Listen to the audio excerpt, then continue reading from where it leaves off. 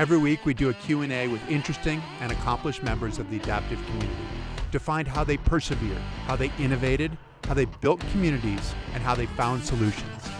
Welcome to the Nametags Chat Podcast.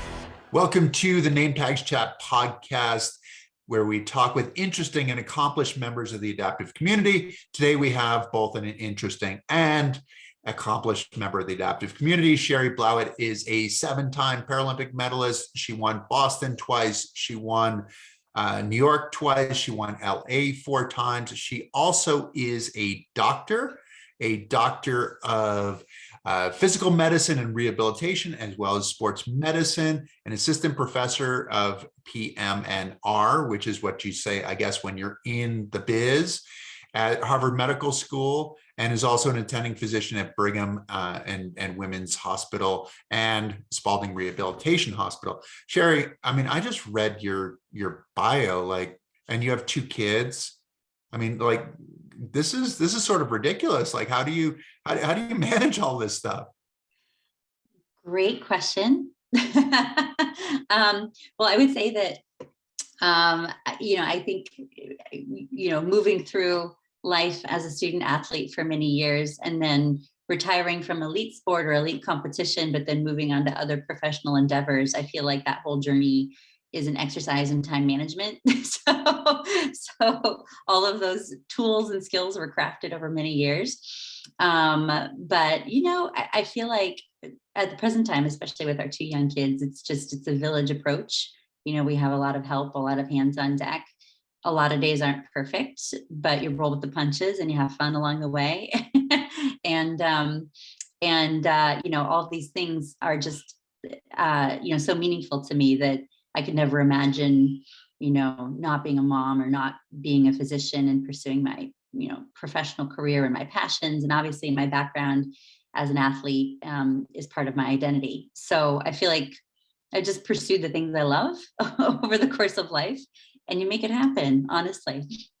We're building toward Boston right now. Boston is a week and a half away, I think, something like that, a little bit more. Mm-hmm. And Boston goes right past your house in Wellesley. You're talking about your athletic career has informed what you're doing now. How much do your kids who are young know about you as an athlete? Does watching these people go by, does that help them go, oh yeah, mommy used to do that?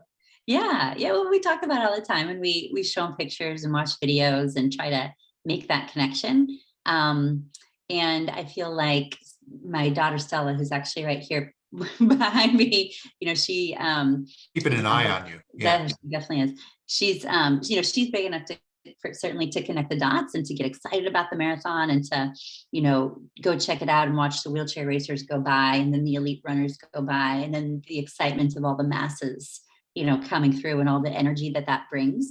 So I feel like, she's starting to connect it. Our little guy, he's 2, so he'll get there at some point. He's not quite, those neurons aren't quite firing yet, but he's on his way. But yeah, it's funny because, when I came to Boston to race the marathon, and as an elite athlete, and with the goal of trying to, perform at a high level and potentially bring home a win, I wasn't a Boston resident then. So at the time, I was initially in undergrad at the University of Arizona in Tucson, and then I moved on and started medical school at Stanford. So I was out in California. So I was a, West Coaster at that time. And so flying out to Boston, it was always this, big cross-country journey. And then you arrive in Boston and you have those 2 days of training, and then the excitement of the competition, and then you leave, right? So when I moved here in 2009 for my residency, my medical residency, it was this ultimate sort of convening of so many worlds and parts of my identity. It was initially sort of, I think, honestly confusing, but the longer I've lived here and started to, really adopt the identity of, being a Boston resident and being a New Englander, and now, ironically living near the course. Now it seems more natural, and it's something more that's just a really interesting thing to reflect on and to be proud of.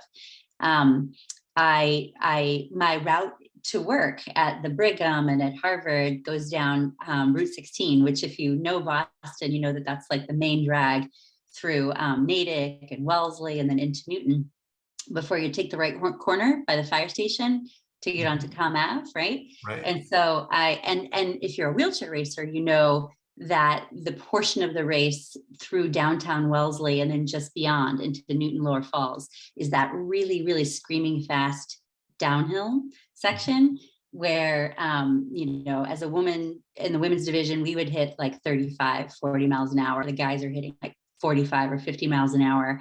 And now I like drive that every day on my work. So it's like, you know, it's just so interesting how much this part, you know, this city and the suburbs and the marathon course transforms on race day. And then how even just the day after race day, it's just the burbs, you know, but I think that's really cool.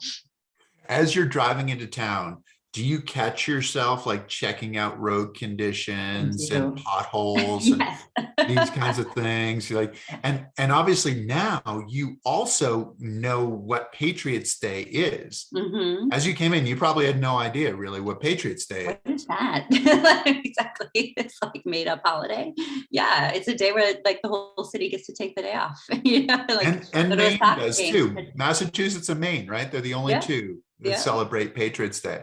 Exactly. The third Monday in April, which is when the Boston Marathon runs, and the Red Sox play a matinee game. Exactly. Yeah. So the whole city is just super fired up, and you're crossing your fingers, hoping for good weather. The last year I did it was 2017, which was like a tailwind and a spectacular day. And then the next year was freezing rain. That and was the 30 degrees and a headwind.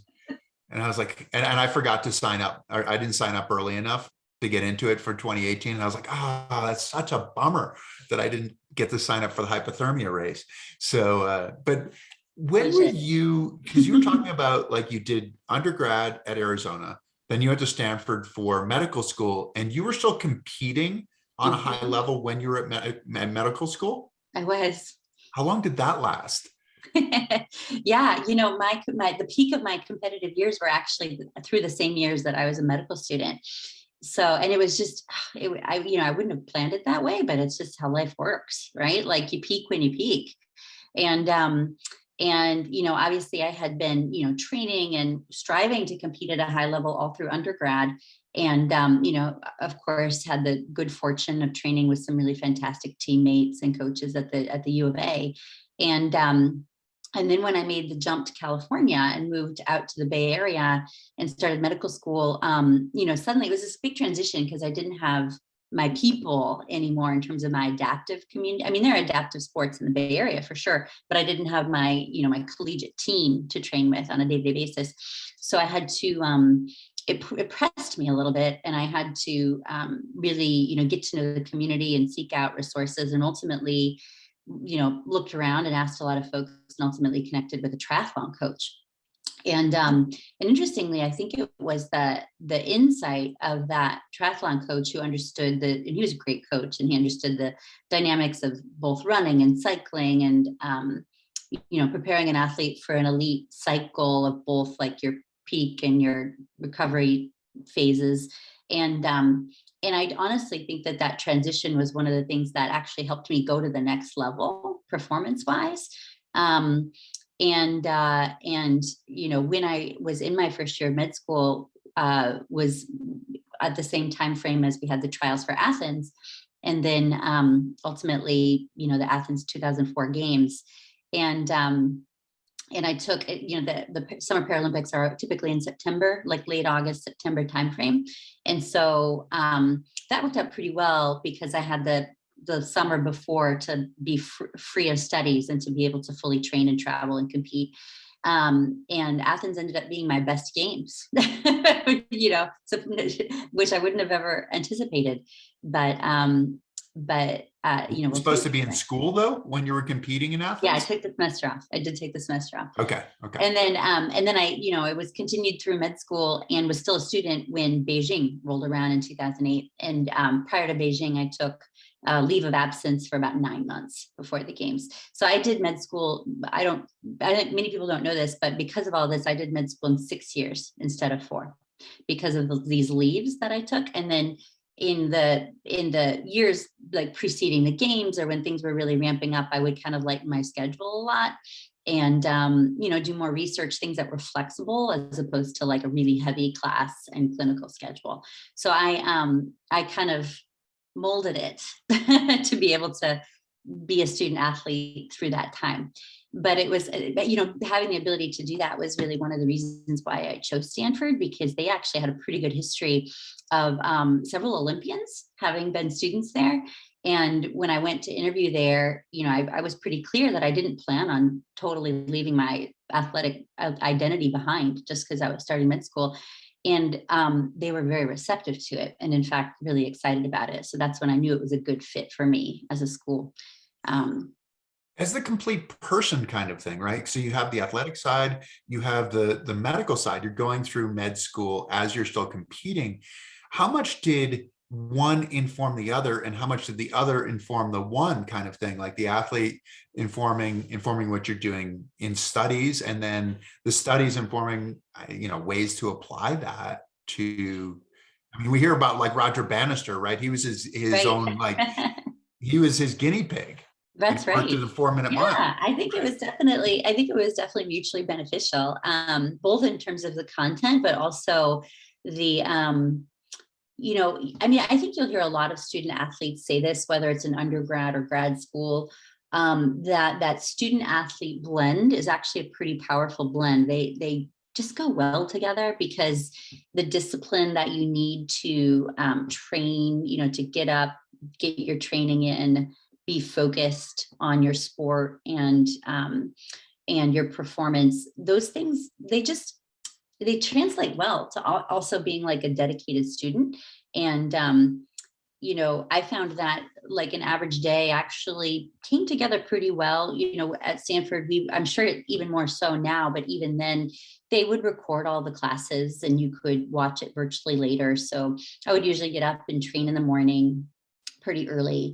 And by the time I trained and then would like obviously get back and change and be able to get to class, I could usually make it by 9. And class started at 8. So I would usually miss the first hour, but I could go back and watch that later, in late afternoon or in the evening. But I'd still be able to be there from 9 to 3 or 4 when everything's finished for the day. And then if I needed to do some lifting or something, tuck something in at the end of the day, that was possible. So the student athlete blend works pretty well. It works better than having a full-time job. I mean, if I tried to train with what I do now, that would be really hard, right? Because the student lifestyle, no matter how restrictive it seems, it's still more flexible than a lot of other lifestyles. How about this idea of the triathlon? When you started training with the triathlon group, that was a different mode of training, a different mode of looking at it. Did that affect the way that you trained, obviously, but then also affect the way that you looked at kind of like the medical view of it? It's so easy to have one viewpoint, right? Mm-hmm. Mm-hmm. Yeah, I think that starting to get integrated into the triathlon community and particularly working with this coach definitely gave me another level of insight and savviness around some of the, our to be frank, our coaching at U of A was great, but it was very wheelchair racing specific. And interestingly, for that reason, I think we may have actually been missing some other like training principles and things that can translate from other sports that actually ultimately to me ended up being really helpful. And this coach also had like a really good, he's really well trained and really insightful and savvy on things like sports nutrition and things like training cycles and how long certain aspects of the cycle should be and peaking and tapering. And I think that level of savviness and professionalism in his coaching practice was really helpful to me. So it was in an ideal world, you'd have both, right? You'd have that intensive wheelchair racing expertise plus the intensive just coaching expertise.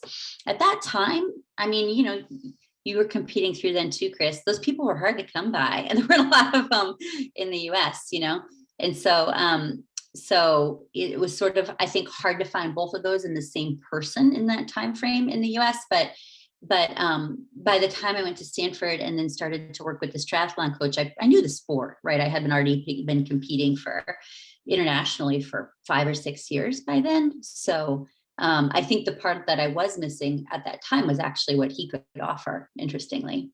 And sometimes it's just a good fit too, Right. right? You need Yeah. that personal fit, whatever. And sometimes as an athlete, you don't know what you need Mm-hmm. until it presents itself to you and you go, oh yeah, this makes a lot of sense. And Yeah. now, Look at this person. Yeah. Mm-hmm. and you start Totally. seeing gains. And that's the most exciting part as an Mm-hmm. athlete, is that when you start seeing those gains, then you go, oh yeah, this is great. And it's working out really well. Yeah. So there was the Paralympic side for you, where you were really more of a sprint. I mean, you kind of did a little bit of everything. I mean, all from 100 up through 5,000 and actually run Different the time marathon. frames. Yeah.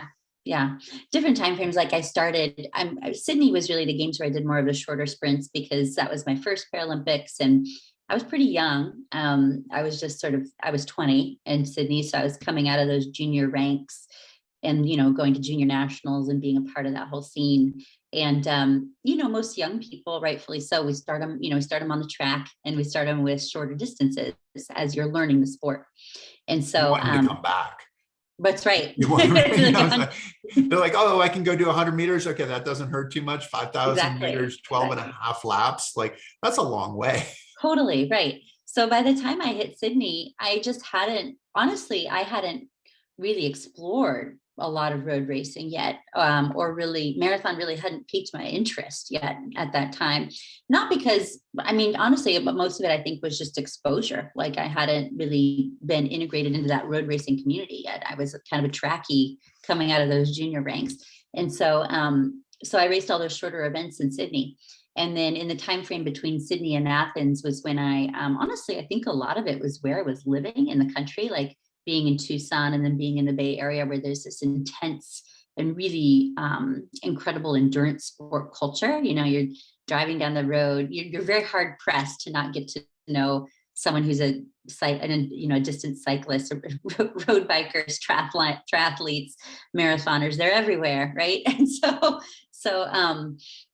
so I think I just started to get to know those people as part of the athletic community, and it just really piqued my interest. So I started to do more road racing. I'd already been doing some 5Ks and 10Ks like Peachtree and some of the bigger Bloomsday, some of the bigger ones in that time frame. But in that quad in between Sydney and Athens is when I started to sort of drink the Kool-Aid, right, of potentially taking up more of an identity of being an endurance athlete and getting really curious and interested in the marathon. And then, trying out the training and realizing it was actually kind of fun and actually kind of liked it. And then ultimately realizing that once I had experienced that aspect of the sport, I actually liked it better than short distance track. Which is interesting. I mean, the short distance track, it can be a lot of waiting around. Yes. As well. To do your one event, and your one event lasts 15 seconds or something like that. Gosh, exactly. And The marathon, like so much can unfold in one race, right? It's this like, depending on how long you're out there, for most people between an hour and a half and 2 hour journey, right? Where so many things happen, so many things unfold. There's so many variables. It's really interesting. And I think that to me was like, I loved that. I thought it was really exciting and made the return on investment of all that training seem more worth it. Right. And you can't deny, once you get that marathon bug and you become part of that circuit, it's a really exciting aspect of the sport of wheelchair racing. And it's, and you can't, for the betterment of all of our athletes, it's financially sustaining, if you're talented at it. Those are all good things. And so once you catch that bug, so to speak, or once you sort of get involved, it's hard to turn back. When did that start for you? What was your back in 2002 first race? First marathon? Yeah, I think so. I think I did. My first was in New York in 2002, which was interesting because that was right when New York had started to have a wheelchair division. Because for a long time, because Boston had a wheelchair division for a long time. Decades already. Oh Yeah. yeah. And then New York had resisted Yes. Tooth and wheelchairs. nail. Yeah. Tooth and nail. Yeah. But that So was your they, first win, right? Was in New York? Was that yeah, it was. I'll be frank with you, the women's division was like 3 people that year because it had just started, right? Like that was they had no history, with building a competitive division. So obviously proud to win it. My time wasn't good. It was like, that time would have never won Boston, where there, at the time where there was a really rich field. But obviously it's a great experience. And certainly, part of, starting to enjoy the marathon distance and wanting to do more of it. And then over those next few years, again, I was again by then in the Bay Area. I was working with that triathlon coach and with a lot of other endurance athletes, and that's when my marathon, that was really the peak of my sort of competitive performance in marathon. Can you explain how this happens? I know a number of people who have gone to med school and have picked up marathon running. I mean, it's not like you're not busy Right. in med school and you're deciding, okay, so marathon seems like a good way to go, where you're training for an hour plus a day. Right. In addition to all of the crazy studies that you're doing. How does that work? Can you explain, maybe you can explain this from like the physiological side of things, like what's going on within your brain, within your body as you're studying this? Does it make you a better marathoner? How does this work?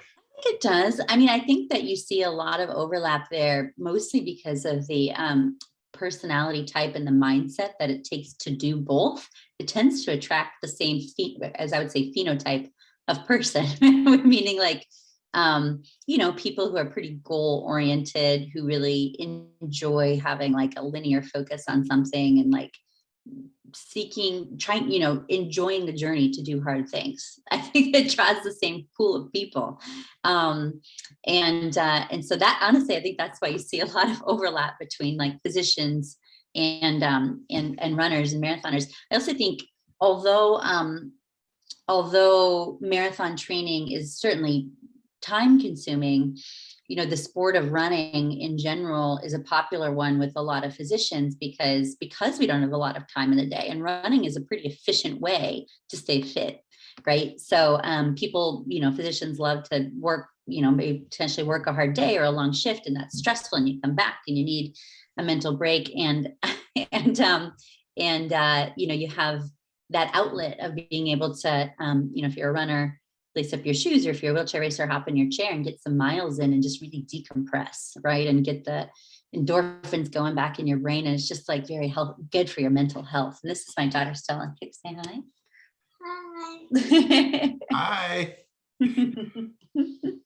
So on the whole, I think it draws a lot of the same people. And it's meditative in some ways, right? I mean, especially the better shape you're in, the more you're able to kind of turn your brain off and kind of go and forget that you're running, or sometimes you get to a point and you go, oh, I'm here already. I didn't realize I don't remember getting here. It's kind of interesting. So in some ways, I would imagine that is really appealing after being so much in your head all day long, and especially as a med student, and then going into your residency where you're under the gun, you're under fire the whole time, like trying to know what you're supposed to do. So you went from 2002 winning New York to then 2003 winning in LA, right? So so you went from saying you wouldn't be competitive in your New York time to then suddenly, like, LA was pretty well attended at that time. Yeah. Once I got into it, well, I think a couple things. I think making the jump to the marathon distance, once you have skill in the sport of wheelchair racing, that jump can initially seem intimidating, but once you start to get the miles in, you realize that you can do the mileage to have the foundation of, aerobic fitness and to be able to do that distance of event. As you still have to have a sprint in you, right? And so all of your track skills still translate really well and are still really helpful for your performance. Once you get sort of over that fear factor of being able to do the mileage and start to learn some of the tricks of the trade of how to do a marathon well as a wheelchair racer, some of the equipment you need, the way you have to manage your nutrition, that's one of the trickier aspects. And once you get all that stuff down, then you can, bring your times down and actually start to perform pretty well pretty quickly, I think. Maybe not to the absolute peak, but you can become competitive. You can make that transition from being a track athlete and a more middle distance athlete to being a road racer and even a marathoner pretty quickly, because the skill sets are actually more similar than you think. Right. Aside from that extra sort of layering on that extra layer of skill related to some of those marathon specific skills. One of the trickiest things I think is of being a marathoner, a wheelchair racer with marathon as your distance is how long you're in the chair, how to create physical endurance to be in the chair that long, and then your nutritional plan, because of the position that you're in, tucked into the chair, a very aero position with your hips really flexed forward. For most people, your trunk is either, almost parallel or a little above parallel to the ground. And being able to maintain nutrition and hydration to the level that you need to keep going and not crash without giving yourself this terrible indigestion, that's actually a really tricky thing. I don't know. Crashing, you're saying figuratively crashing as opposed to literally crashing. Right. Yes. The bonk, so to speak. The bonk, exactly. Yeah. So I ended up using this really, honestly, it tasted terrible, but it served the purpose. But this really concentrated, I would, have a Camelback with not even full, maybe a half or 3/4 full with water. And then I would put in this pretty concentrated powder that was a lot of, sugar and glucose and a little bit of protein, like that mix that you need, so that I could take sips along the way. I would get a little bit of hydration, and get some calories and get some carbs in to avoid that bonk.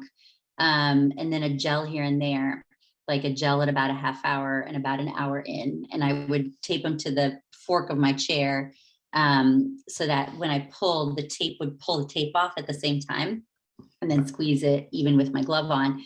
And those were my strategies. But if I overdid it too much on the fluids, I would immediately start to get this heartburn and then you're done for the day, right? So being in that body position that you need to perform well in a racing chair, and then also being able to fuel adequately for a marathon distance is really tricky.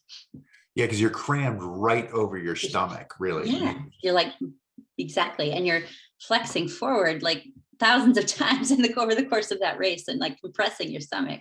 So it's much different than running it, and from a positional standpoint. And I think a lot of athletes struggle with that. I'm sure that if there are others listening out there and we did a poll, everyone has probably wildly different strategies of how they manage. But it's something you have to practice, right? You have to figure out what works for you, and a lot of trial and error. Well, it is, and it's different than the runners, where the runners go up to the table and they grab their drink of water or their Gatorade or whatever it is, or whatever mix, especially now you're seeing with the elite runners where they have their specific mix, but that's just not really an option for the wheelchairs. And you end up carrying your stuff with you. So you talk about a Camelback that is strapped to your chair, so that then you have the little, you can sip out of your Camelback as you're going along, which means you're carrying additional weight. It's kind of more similar to cycling than it is to running in that respect. When did you run your first Boston? Did you win the first Boston that you raced, or no? No, I got runner up the first one I raced to Christina Rip, who is primarily, she's well known for her career in wheelchair basketball, but she was a talented wheelchair racer too. Really talented. Yeah. Really talented. Yeah. So we had honestly a great, highly competitive race. It was 2003. And we were together the whole race. We were battling it out against the two primary, the other top female wheelchair racers in that time frame were two. There were many, but the most competitive were two women from Switzerland, Edith Hunkler and Sandra Graf. And so it was sort of this like Swiss US slugfest out on the course, and we kept like, passing the draft back and forth. Everyone had different strengths. So Edith and Sandra were both really talented coasters. Like we talk about that hill at mile 15 on the course, through Wellesley into Newton Lower Falls. They would scream down that hill. And Christine and I were both smaller and lighter and had a better strength to weight ratio. But because of that, just being lighter, carried less speed into the coasts. And so I remember, my main goal that year and the subsequent years, because I raced Edith all those years, was to, stick with the pack for the first 15 miles, when we hit that downhill, not get dropped by too much that I couldn't catch them back on the hills. And and Chris and I really had the same strategy because we were built quite similarly. And so we were able to, for the most part, hang on that descent.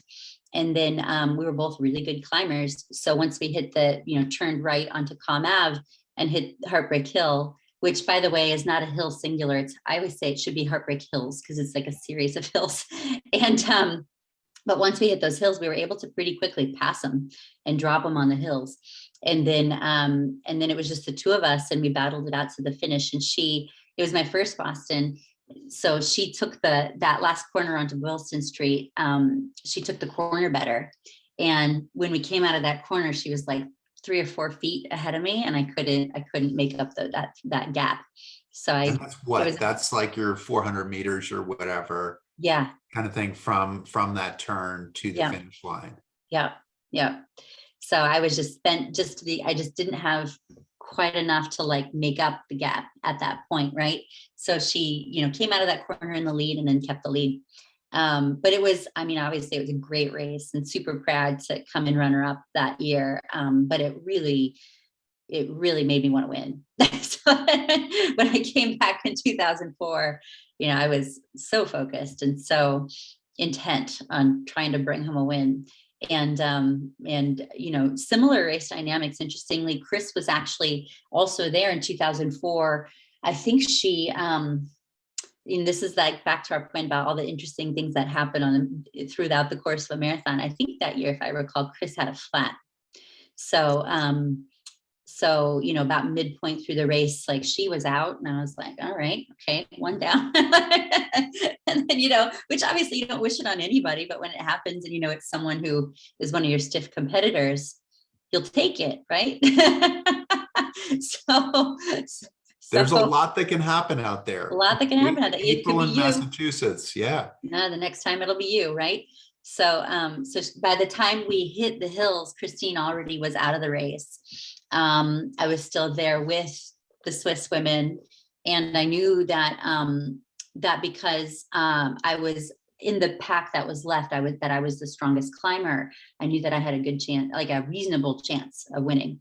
And so when we hit the hills, I just hit the hammer and gave it 110% effort up those hills, and to try to get, because I knew it was about get the widest gap possible, so that by the top of the hills, when the course flattens out again, and there are even some slight downhill sections where I knew again they would be faster on the downhills, I had to have a big enough gap at the top of Heartbreak Hills to keep that lead through the finish. How does that work psychologically for you? Because Boston's a race that breaks down into especially for the men, like Ernst was famous for going right from the start and taking advantage of that downhill at the beginning and maintaining it, which is exactly what Marcel did last year. And you've got one of the best hill climbers ever in Daniel Romanchuk, who's chasing behind. Daniel's hill climbing blows me away. I watched, we've both done the Cedar Town race, Yeah. down in Georgia. And he went world record in that 5,000 and was with Aaron Pike going up that hill, which television never makes it look quite as much of a hill as it is. But I know that it's a hill. And he Yeah. went through that and did not seem to slow down. Like he was going as Yeah. fast going up that. He was going 15, 16, 17 miles an hour. It looked like going Right. up this hill. Right. And yet that's what happened last year was Marcel went off the front and Daniel wasn't able to catch him up, where the women have often been a little bit more clustered. There's been a little bit more of a pack. Mm-hmm. For the women, typically, what's the psychological part though? Because there's as a hill climber, do you look at them and go, oh, like they didn't have to do anything to gain distance on me going downhill. But then as the coaster, there's nothing that they can do to keep up with you going uphill. How did you play that psychological game? I think it's a really interesting one. And I think it's like such a huge psychological advantage to both sides, because I think it's so frustrating when, you have the gear and the setup and you're doing everything possible to stay aero and you're in that tuck and your body and chair will just not take you any faster, right? Because you only weigh like 100 pounds compared to your competitor who may weigh 130, right? In the women's division at least. Right. And you can do everything you can, you optimize all everything that's within your control, you optimize, when you're cresting a hill, you make sure you keep pushing through the crest, right? And accelerate as much as you can at the top of the hill before you have to stop pushing, because your wheels start to spin too quickly. And you obviously optimize your equipment, make sure the alignment is perfect, as much as you can design, get a design and design the chair to be aero, tuck, helmet, all of it. And that's all you can control. And then there's some things that are just out of your control. So that's really frustrating. And then on the flip side, I think there's nothing more demoralizing than having a good lead and just getting like dropped like a bad habit on a hill by someone who just like, you're a strong athlete and you're like grinding up this hill, and someone like Daniel or potentially me back in the day, you're just like right by, like looking like it's effortless, right? And so I think both are demoralizing in different directions, and but you gotta, you just gotta capitalize on your strengths, as any athlete does, and then you also know going in, dependent on what your strength is, you tend to know which courses are good for you and will treat you a little bit better and where you have a better shot. Boston tends to be a good course for climbers because it ends with climbing, right? So if the gap that you get in the climb, you can often keep till the end. It's the same thing, the same advantage that Jean Driscoll, and through all of her wins, she was also a very strong climber. But then you have an athlete like Ernst, where they can just get such a massive gap in that first downhill section that nothing, even if they're a weak climber, you're just not going to catch them. So right. So and Ernst wasn't a weak climber, but he just wasn't the best climber. Right, exactly. And so I think you tend to know which courses suit your strengths. Boston's an interesting one because it has such dynamic shifts of altitude, of elevation, and it's a point to point. So different than a loop course, right, where you're going to end ultimately that the elevation is net neutral, and and you're gonna end at the same place you started in terms of at least in terms of elevation. Well, things can change so much too, right? For you won twice in a row, one at 139 and the other at 147, right? So that's a pretty big difference, eight minutes in terms of the difference in time, right? And so, but a lot of that isn't necessarily you. It's not necessarily that you're going slower. It's that the conditions are generally different, right? If you get a headwind, it changes the course immensely. If you get a tailwind. Yes. Yep. And they're, again, unique to Boston. It's a coastal city, right? So those winds make a mass in a point-to-point race where you're going from inland towards the coast in a coastal city. those wins make a massive difference, and so much more of a difference for the wheelchair racers and the wheelchair division than the runners. Clearly, it matters for everyone, but you can't deny that when your sport involves this piece of equipment on wheels where there are coasting dynamics and drafting dynamics at play, that the wind, makes a massive difference. And so, and I mean, look, we saw, oh my gosh, I'm blanking on her name, the woman who pushed sub 130. Manuela. We saw Manuela go sub 130 on a really good day in Boston. I mean, that's incredibly fast, all record breaking by all accounts. And that's what a good day at Boston can do when the conditions are favorable. A great day in a lot of ways, right? I mean, that was warm. There was a tailwind the whole way. It was, yes, you were going much faster than. Yeah, versus 2018, which was exactly the opposite of. Exactly the opposite. When can I finish? When can I stop? Yes, exactly. So do you continue to watch the competitors now? So like, particularly like the women's division. I mean, you're talking about Manuela, who's been dominant and actually coming off of like Tatiana McFadden being so dominant, and then having the blood clots, and basically Manuela kind of filled that void. But then have you watched some of the other athletes to see kind of what they've done? What's your feeling with sort of like the field of athletes, because it's so many different skills, right? Yeah. I'm really excited about the field this year. I mean, the women, I think on the women's side, I'm just so proud to continue to see the sport grow and all these talented women come up the ranks. And, obviously Manuela, Tatiana, just an absolutely incredible legacy in the sport and still out there performing, incredibly well. Manuela really having several dominant years in terms of her wins of the World Marathon Majors.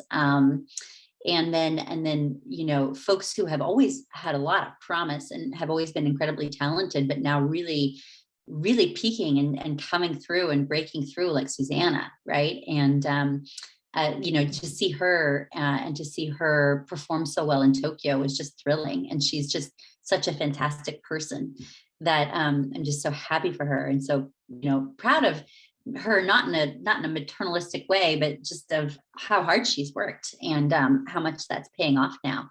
Well, describe that too. I mean, like what she did in Tokyo. I mean, the 5,000 in Tokyo was amazing, right?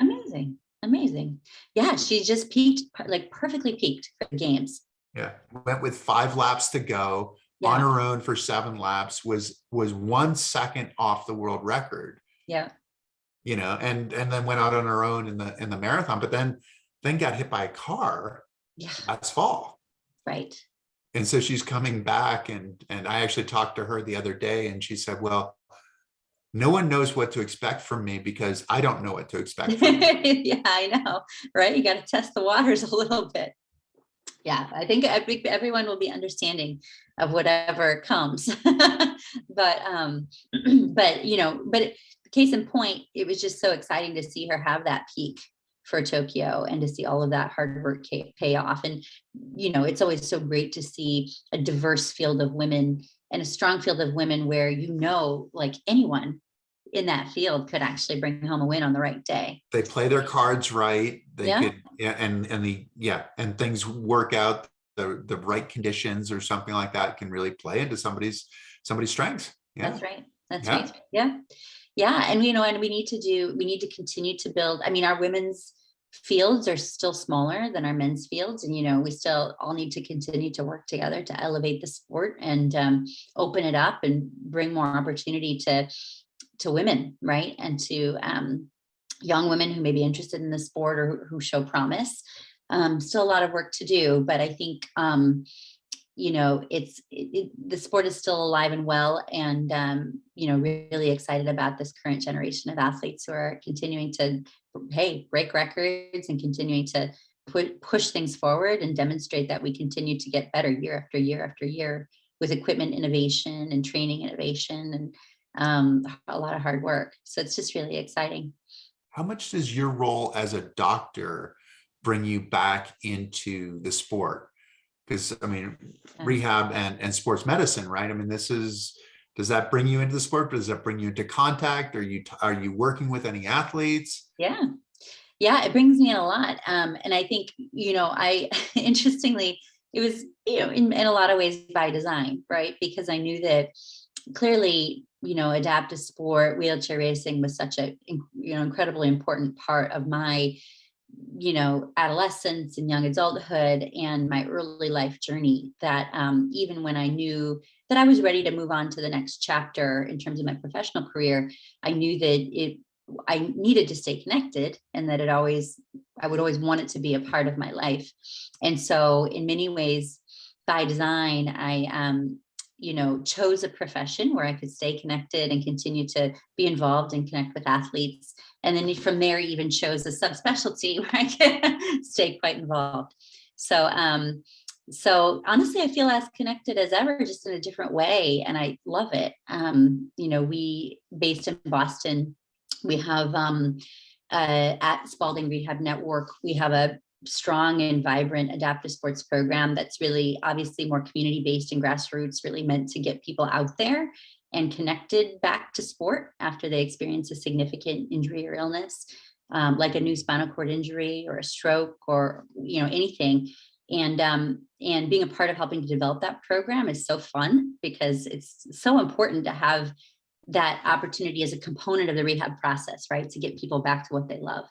And then because we're in this academic environment, we have the ability to supplement that with research, right? And with use of really rigorous processes that demonstrate that it works and demonstrate the impact. And that helps to then, get more resources and generate, having the data to show impact obviously helps to continue to build the opportunities. And then really proud to continue my work with the International Paralympic Committee. I have because of that confluence of being a physician and also with my background as an athlete, I am able to serve on the medical committee of the IPC, which is super important in terms of thinking about, medical services, how we ensure that the Paralympic Games are, that we're promoting athlete health and wellness and excellence in a gold standard in sports medicine at the games, and all the policies that go with that. That work is really fun, and I love the international component of it. And then in the US, being able to work with the BAA and the USOPC to think more broadly about development of para sport and Paralympic sport. At the Boston Marathon, for example, the wheelchair division has an incredibly rich history, now spanning many decades. But only in the last couple of years, we've been able to develop more para divisions for athletes with visual impairment and amputees that align with the IPC classification system, so that these athletes can actually do these as credible events as part of their circuit under World Athletics, so to speak, or through their IF, their International Federation, and win prize money, right? So expanding that opportunity, it isn't just wheelchair racing. We have lots of athletes with disabilities who want to have that Boston experience. And then through USOPC, similarly, there's always more to do, always more to grow, always more resources needed, but we're farther along than ever, and really proud to be where we are now in terms of really creating equity for Paralympic athletes, parity and medal payment, for example, really thinking about, all programs and services that are developed being equitably rolled out and available for Paralympic athletes, including things like athlete mental health support and training support and so on. So I feel as plugged in as ever and incredibly proud to, continue to have the opportunity to contribute.